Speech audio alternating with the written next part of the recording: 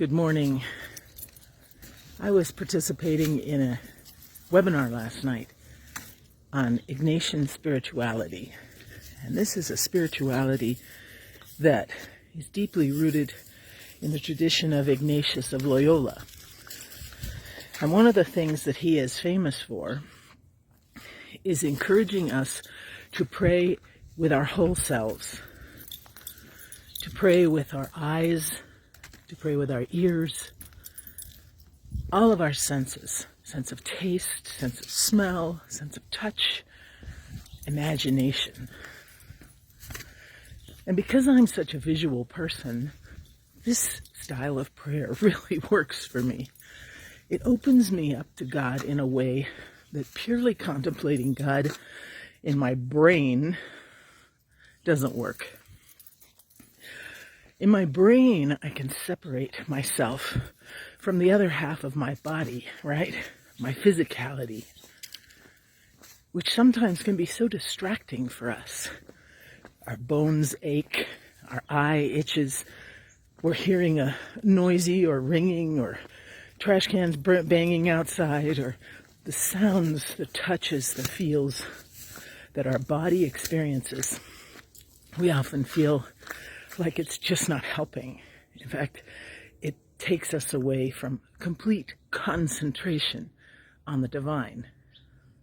Ignatius steps into this area where he pushes us and says, but what if your intellect is not the best avenue to access the divine? Right? God is a God of our heart. And often the heart and the head are at odds with one another. We process things in our head just on purpose so we won't feel them in our heart. Our heart is messy. It's that gray area that makes it really difficult to sort things out and to feel like we are controlling the experience. It's human. That's why we have Ignatius. And one of the things that I was paying attention to during this webinar was the fact that the experiences, the examples that this woman used in her presentation, if we do not open our entire self up to God during our prayer experience, how can we fully receive the gift and presence of the divine? If we allocate space in our head for God, then does that mean that God will only occupy our head? This was so profound, and it really got me thinking that do I relegate places in my life for God and not others?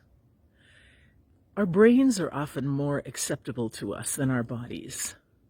Our brains can accomplish things in spite of our bodies, right? If we are injured or if we're tired, our brains can keep working. Whereas maybe if we pay attention to the aches and the pains that our bodies have, if we're paying attention, our brains often stop working if there's pain. Or they definitely work differently. So how do you pray with your body? Do you pray with your body? And if you don't pray with your body, do you see that perhaps there are experiences of the divine that cannot take place in the intellect, that cannot take place in the head?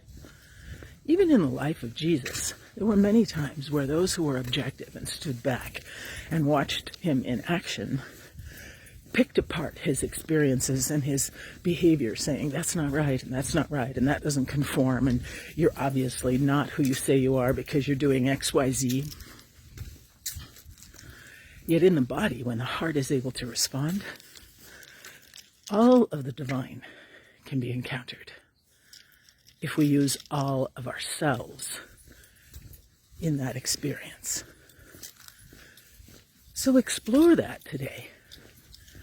How is your body part of the picture? How is your body part of the encounter with the divine? Take a read on your senses before you go into prayer. where are my distractions right now? And can I set them aside and allow God to be present, fully present to me, if I am fully present back to God? Just something to think on. I mean, obviously, I've been mulling it over for the last 8-9 hours, and I'm sure I will for even longer. Invite your whole self into that encounter with God.